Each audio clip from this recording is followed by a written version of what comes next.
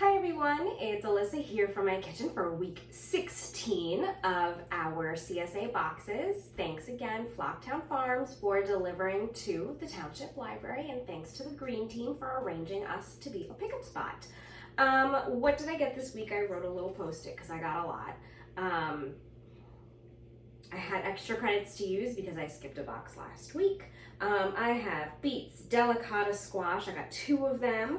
I have kale, fennel, sage, onions, radishes, 2 bags of different greens mix, tomatoes. I got a lot. So I was trying to decide what I wanted to make. I wanted to do something that was pretty easy. And you can see I have my slow cooker over here. I was prepping some protein while I was at work. And now I'm gonna use my little oven over here to roast up some vegetables. It is a lot cooler now, so I could actually use my regular oven, but this one cooks a little bit faster. So I'm gonna go through some recipe ideas, just a few this time. I have 2 cookbooks, as you can see, that are great for some of the things that we've been getting. So this first one is, everybody knows I love America's Test Kitchen. This is a new to us cookbook. It is the Complete Mediterranean Cookbook, again from America's Test Kitchen. Let's see, what did I bookmark here? So what you can do with those, I also got those purple striped green beans or long beans. They act a lot like regular green beans. Apparently they're a little bit sweeter and they have a nice enough texture you can eat them raw. So you can really use them in a lot of recipes that you would use green beans in. That is maybe not. Nope, this is a radish recipe. I have another green beans recipe. I just looked and I saw asparagus and I thought it was green beans, but I have more green beans recipes. There's one in here actually. Okay, this is for your radishes. But still, what I said about the beans still goes. You can swap them, but when you do cook them, the purple color goes away. So if you want them to be fancy, you serve them raw on like a crudité platter. But this is braised asparagus, peas, and radishes with tarragon. So if you've got radishes, you don't know what to do with them this week.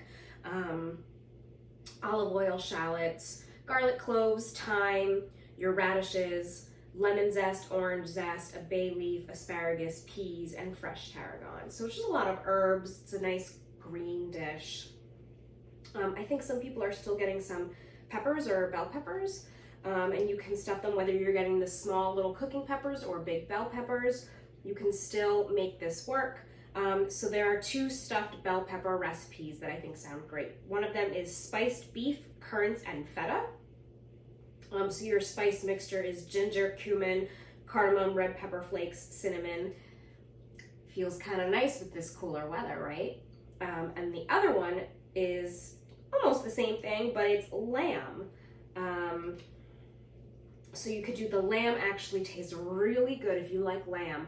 Tastes so good with those warm spices. Delicious. And of course feta is so good. Let's see. Here we go. Roasted green beans with pecorino and pine nuts. So again, a really simple roasted vegetable recipe. So the vegetables get to sing and you get to show them off. But you can use those purple striped long beans with them instead of the regular green beans. And it's just got lemon zest, Dijon mustard, basil, pecorino romano, pine nuts. You can use almonds if you don't want to use pine nuts. Similarly, on the other side of the page, roasted green beans with almonds and mint. Again, almonds instead of pine nuts, and you can use mint. And then another one, braised green beans with potatoes and basil. So you're gonna use some tomato paste and a can of diced tomatoes for that. You're braising it in the tomato, which is nice. And then there's also a kale recipe on the next page, garlicky braised kale.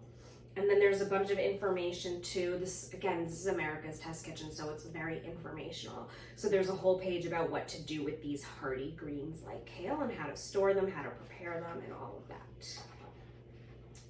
The next one, a roasted winter squash with tahini and feta. They use in their example butternut squash, which you have to peel. It's a little hard to cut up. You can use your delicata squash or your acorn squash with this. the flavors will translate perfectly. I've actually done this with delicata squash before, and again, delicata squash is nice. You do not need to peel it. So the mix is, it's tahini, lemon juice, honey, feta cheese, and then something like pistachios and chopped mint to top it. So they just have it all laid out on a platter and you roast it. Tahini, it's nutty, it's a little fatty. The feta and the lemon juice break through. The honey tastes great with these winter squash. So I'm actually going to make that later on this week. Now, of course, there's a bunch of tomato recipes, like a lot of the vegetable cookbooks I have been showing you. There are kind of sections for some of the items that we have here. So roasted tomatoes, sauteed cherry tomatoes, with capers and anchovies. So a lot of America's Test Kitchen cookbooks will tell you, okay, here's the base recipe, here's how to add on to it and change it a little bit. Stuffed tomatoes with couscous, olives, and orange. If you have any larger tomatoes this week. Is there anything else? This is just a great, it's, you know, the Mediterranean diet has a lot of wonderful vegetables in here. So a really good informative cookbook. The next one that I have is called, and this is great, Simply Tomato by Martha Holmberg. 100 recipes for enjoying your favorite ingredient all year long. So we love our Jersey tomatoes. This is a good one. I picked only a couple, but there are obviously, this is a whole cookbook of tomatoes. This is what I'm going to be doing. It's a penne or any kind of pasta with what they call blasted, a roasted cherry tomato. I'm just gonna use, I've got those nice sauce tomatoes, fennel and salami. And it says this dish is like an Italian sub, but in pasta form. And no red wine vinegar dressing, you don't need that here. So there is a recipe on the prior page for just a really great roasted tomatoes. And then here it tells you how to put it together with some roasted fennels, lots of fennel pieces, lots of olive oil, chili flakes.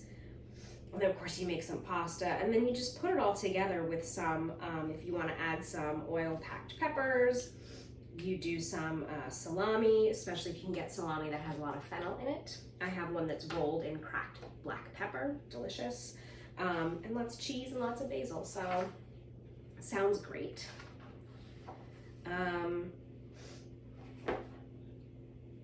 This is another good one for those long beans, a long cooked Romano beans with tomatoes and savory. So this recipe uses, again, a different version of a green bean, but you can use the ones that we have. And it has scallions, garlic, chili flakes, your beans, some tomatoes, chicken broth, some savory, marjoram, or rosemary. Those are herbs that have similar profiles. Salt and pepper, and a little bit of fresh lemon juice. And it's just a big old, I'll show you this one, it's just a big old pot of some cooked down vegetables. So you can use tomatoes. I know quite a few people got tomatoes this week. You can use tomatoes and your beans in this one. Another one that sounded really great, and they do give you a recipe for a puff pastry dough, or you can use pre-made. I have some frozen in the freezer. Tomato, turkey, and Havarti turnovers. So you make a little turnover. They have a recipe for tomato jam, or you can buy something similar to that. That's fine, you don't have to make it. It says the jam brings some spice, heat, and tomato. Adds a little bit of freshness. You could do a classic roasted tomato or a tomato confit, or you can just slice your tomato. But it's pretty easy. It's just cheese, turkey, like deli turkey, and slices of tomato and this tomato jam, which is on page 57.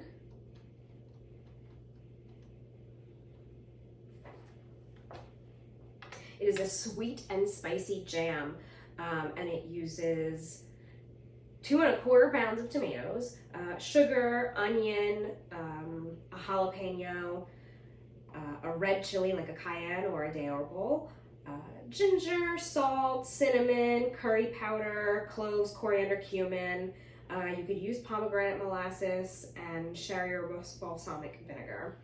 And then it tells you how to make that into a jam. A spicy one. On the opposite page, there's one that's a little different profile. It's citrus and ginger. So this is just a really cool cookbook. It's kind of like the zucchini cookbook I showed several weeks ago, where you have one ingredient that becomes your main dish.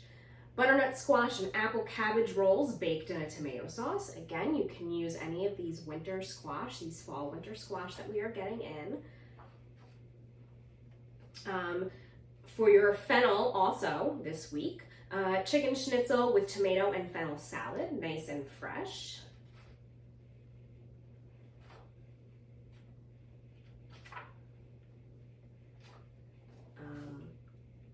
Pasta with tomato, tender leeks, shrimp, and brown butter, so things that have protein in them too. It's not just side dishes here.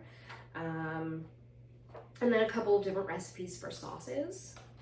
A gazpacho, lentils with cherry tomatoes, green beans, and smoky almonds. Again, you could use the beans that we got this week. Some salad. So a very useful book with very diverse tomato recipes. You don't need to just slice up your tomatoes and put them on a sandwich. So lots of different ways to use tomatoes in this book. Even though I guess we're kind of winding down on tomatoes, but if you're getting sick of what you were doing, this is a great one to check out. Okay, I'm going to actually prep and get my vegetables going off camera because it's gonna be really, really fast. And I also have to feed licorice at the same time. And then I will come back and show you how to put it all together with the pasta that I'm serving. It's going to be very quick and simple, but you don't need to see me chop up all of my vegetables. You have all already seen my knife skills. All right, I'll be right back. Okay, so my meal prep for the night and the next couple of nights continues. I have my pasta and I did keep some of the starchy water in here. I've added some parsley, salt, and pepper. I'm gonna toss in now my salami that I've chopped up nice and thin. Again, remember, if you can find one that has fennel seeds in it, like a lot of fennel seeds, that's great because it'll complement the flavors of your fennel. Make sure while this is roasting, which I have done, the recipe says not only to coat it in oil, but to add a little bit of water. That steam will help the fennel from drying out. I have made that mistake before where I have kind of dry roasted the fennel, and what happens is all of the water in the vegetable evaporates and it gets really tough and actually kind of inedible. So you do want to make sure that you're tossing it so it's not overcooking in any particular direction, and that there's some water in there with your oil and that it is well coated. Okay, so I've got my salami on here now. Wipe my hands off. This looks pretty good. I can see the skin on my tomatoes is all blistered and my fennel has some browning. It looks like it's soft, but it's not at that point where it's too dry, it's too roasted. So I'm gonna turn this off. And you wanna keep all of that nice oil that's got your salt and pepper in it too, and your red pepper flakes. We're gonna put everything in here together. And then so the warm pasta and your pasta water will help melt your cheese. So I have some mozzarella and then some Pecorino Romano to put on top. Like I said, there's already parsley there, but this whole thing, I think these vegetables have only been roasting for about 15 to 20 minutes. The pasta doesn't take that long to cook, so it's a great fresh vegetable, short on time kind of dish to throw together. So I'm gonna add in some cheese here. I'm gonna save the pecorino to top it later, just a little bit on top. Oops, there we go.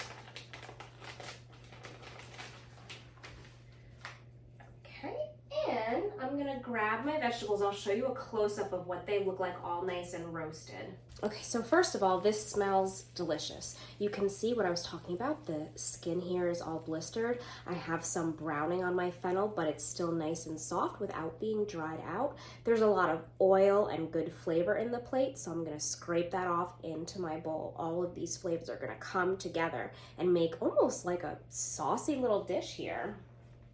Right, so it's gonna be saucy without having to make a sauce. That pasta water and the juice and the oil here, it's all gonna come together. The cheese is gonna melt.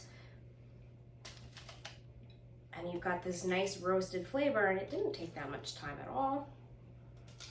I had my oven at 375. I think the recipe actually has it for a little bit higher, especially if you're using the Cookbook's recipe for the blistered tomatoes, because you roast it really high to get a good blister on that skin and get these tomatoes nice and mushy. But because I was using that little air fryer oven, I didn't need to do that. Okay, and like I said, you want to get some of those juices in there too. There we go, good. I'm gonna just toss everything up. Clean that after it cools. Just gonna mix everything together. I'll show you close. It smells so good. You know, they said like an Italian sub. It kind of smells like a pizza in here. It's really good. Mix it all up. Add some fresh basil if you have fresh basil. Fresh parsley if you have fresh parsley. Okay, and like I said, I'm just gonna top it with a little bit of Pecorino Romano. Give it a little shake. Taste it for additional seasoning if you need to. You can add some extra pepper if you need it. Okay. I'm gonna see if I can grab a little bite that has a little bit of everything in here. All right, I'm gonna grab a nice soft piece of fennel, some of this sauce, a little bit of the salami.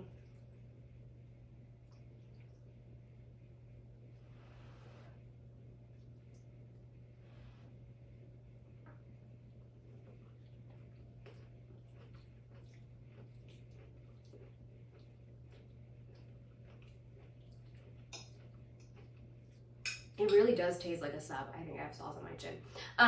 It really does taste like a sub. Really does smell like, in such a short amount of time, my kitchen smells so good. The smells from an Italian kitchen. It's great. There's a little bit of pepperiness from the red pepper flakes that I roasted everything with. The fennel is soft, but it's not mushy. It's not overly dried. There's still a little bit of crunch there. The recipe in the book does suggest that you can cook the fennel with a little bit more water before the tomatoes, because the tomatoes do break down faster than the fennel, but I didn't really want to risk overcooking them, so that's something you can experiment with.